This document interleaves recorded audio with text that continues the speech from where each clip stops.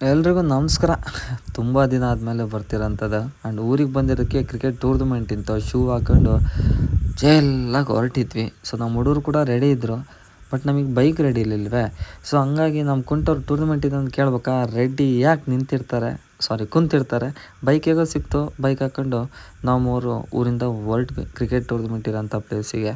So ಮೂವರು ನಾವು ಊರಲ್ಲಿದ್ದಾಗ ಯಾವಾಗಲೂ ಜೊತೆಗೆ ಹೋಗೋದಕ್ಕೋಸ್ಕರ ಟೂರ್ನಿ ಎಲ್ಲೇ ಇದ್ದರು ಜೊತೆಗೆ ಹೋಗ್ತಿರೋಂಥದ್ದೇ. ಆ್ಯಂಡ್ ತುಂಬ ವರ್ಷ ಆದಮೇಲೆ ನಮ್ಮೂರಿನ ಕೆರೆ ಫುಲ್ಲಾಗಿರೋಂಥದ್ದು ನೋಡಿದ್ದು ನಾನು. ಸೊ ನೋಡೇ ಇರಲಿಲ್ಲ. ಆ್ಯಂಡ್ ಅಲ್ಲಿರೋಂಥ ಪರಿಸರನ ಸ್ವಲ್ಪ ನಾವು ತೊಗೊಂಡು ಹಾಗೆ ಇನ್ನೊಂದು ಸ್ವಲ್ಪ ದೂರ ಇದೆ ಅಂದ್ಕೊಂಡು ಟೂರ್ನಮೆಂಟ್ ಇರೋಂಥ ಪ್ಲೇಸ್ಗೆ ಮೂವರು ಬೈಕಲ್ಲಿ ಹೋಗ್ತಾಯಿದ್ವಿ. ನಾರ್ಮಲಿ ನಿಮಗೆ ಫೀಲ್ ಇರೋಂಥದ್ದು ಇರುತ್ತಲ್ವ, ಊರಾಗೆ ಕ್ರಿಕೆಟ್ ಟೂರ್ನಮೆಂಟ್ ಇದ್ದಾಗ ಬ್ಯಾಟ್ ಇಟ್ಕೊಂಡು ಬೈಕಲ್ಲಿ ಹೋಗೋಂಥ ಮಜಾ ಯಾವ ಥರ ಇರುತ್ತೆ ಅಂತೇಳಿ ನೀವು ಕೂಡ ಫೀಲ್ ಮಾಡಿರ್ತೀರ. ಅದೇ ಥರ ಟೂರ್ನಮೆಂಟ್ ಇರೋಂಥ ಫೀಲ್ಡಿಗೆ ಬಂದಾಯಿತು. ಸೊ ಬಂದು ತುಂಬ ದಿನ ಆದಮೇಲೆ ಈ ಹಳ್ಳಿ ಟೂರ್ನಮೆಂಟ್ ನೋಡೋದಕ್ಕೆ ನನಗಂತೂ ಮನಸ್ಸಲ್ಲಿ ಏನೋ ಒಂಥರ ಖುಷಿ ಅಂದ್ರೆ ಖುಷಿ ಆಯ್ತು ಅಂದ್ಕೊಳ್ಳಿ.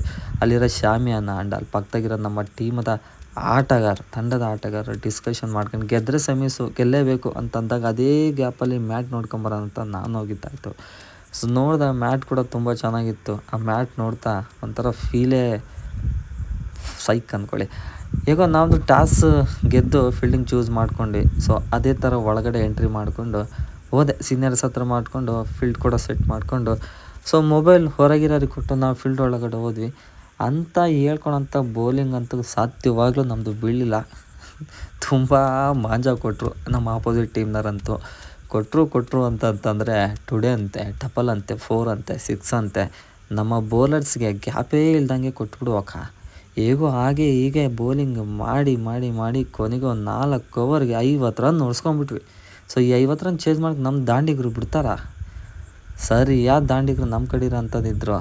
ಸೊ ಈ 50 ರನ್ ಹೇಗೋ ಮುಗೀತು, ನಮ್ಮ ದಾಂಡಿಗರು ಹೊರಟ್ರು. ನಮ್ಮ ದಾಂಡಿಗರಿಂದ ಅಂಥ ಆರಂಭಿಕ ಏನು ಸಿಗಲಿಲ್ಲ.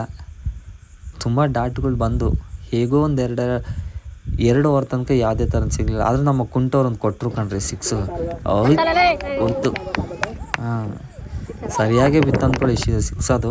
ಹಾಗೆ ಆಡ್ತಾ ಬೀಳ್ತಾ ಕೆಳಗೆ ಮಾಡ್ತಾ ಕೊನೆಗೂ ನಮ್ಮ ತಂಡದ ಸೀನಿಯರ್ ಆದಂಥ ಆಟಗಾರರು ಕೊನೆಗೂ ಗೆಲ್ಸಬಿಟ್ರು. ಎಲ್ಲ ಆಟಗಾರರು ಸದಸ್ಯರು ಸಣ್ಣ ಮಕ್ಕಳ ಥರ ಹೋಗಿ ಎಂಜಾಯ್ ಮಾಡಿದ್ರು ಆ ಮೂಮೆಂಟ್ನ. ಅದ್ರ ಜೊತೆ ನಾನು ಕೂಡ ಒಬ್ಬ ಆಗಿದ್ದೆ.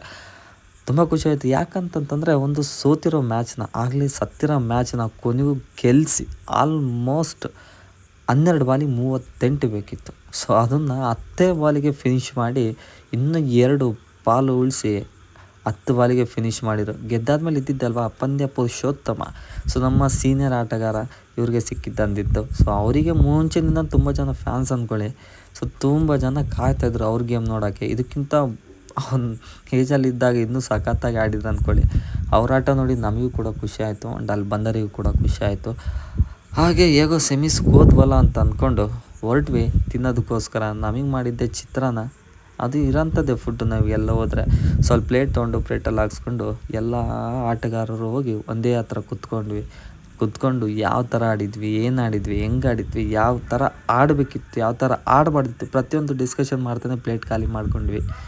ಅಲ್ಲೇ ಹೋಗಿ ನೀರಂತಲ್ಲಿ ಕೈ ತೊಳ್ಕೊಂಡು ಅದೇ ಥರ ಬಿಸಿಲಿಗೆ ಸ್ವಲ್ಪ ಬಿಸಿಲು ಕಾಯಿಸ್ಕೊಂಡು ಕೆಳಗೆ ಮಲ್ಕೊಂಡು ರೆಸ್ಟ್ ಮಾಡಿದ್ವಿ. ಸ್ವಲ್ಪ ರೆಸ್ಟ್ ಮಾಡಾದ್ಮೇಲೆ ಸೆಮಿ ಸ್ಟಾರ್ಟ್ ಆಯಿತು ನಮ್ಮ ಮ್ಯಾಚು. ಸೊ ಮತ್ತೆ ಫೀಲ್ಡ್ ಒಳಗೆ ಎಂಟ್ರಿ ಮಾಡ್ಕೊಂಡು ಈ ಬಿಸಿಲಿಗೆ ಕಾಯೋಕ್ಕಾಗದೆ ಆ್ಯಂಡ್ ನಮ್ಮ ಪಂದ್ಯ ಇರೋದಕ್ಕಿಂತ ಮುಂಚೆನೊಂದು ಮ್ಯಾಚ್ ಇತ್ತು ಕಣ್ರಿ. ಸೈಕ್ ಅನ್ಕೋಬಿಡಿ, 1 ಬಾಲಿಗೆ 4 ಬೇಕಿತ್ತು. ನಮ್ಮ ಅಣ್ತಮ್ಮ ಬ್ಯಾಟ್ಸ್ಮನ್ ಹೊಡೆದ್ಬಿಡ್ಬೇಕ 4. ಆಪೋಸಿಟ್ನ ತುಂಬ ಖುಷಿ ಪಡಿಸ್ಬಿಟ್ಟ ಅಂದ್ಕೋಬಿಡಿ. ಖುಷಿಯಿಂದ ನಮ್ಮದು ಇನ್ನೇನು ಸೆಮೀಸ್ ಒಳಗಡೆ ಹೋಗ್ಬೇಕಿತ್ತು. ನಾವು ಹೆಂಗೋ ಟಾಸ್ ಸೋತಿರೋ ಕಾರಣಕ್ಕೆ ಬ್ಯಾಟ್ ಕೊಟ್ಟಿದ್ದರು ನಮಗೆ.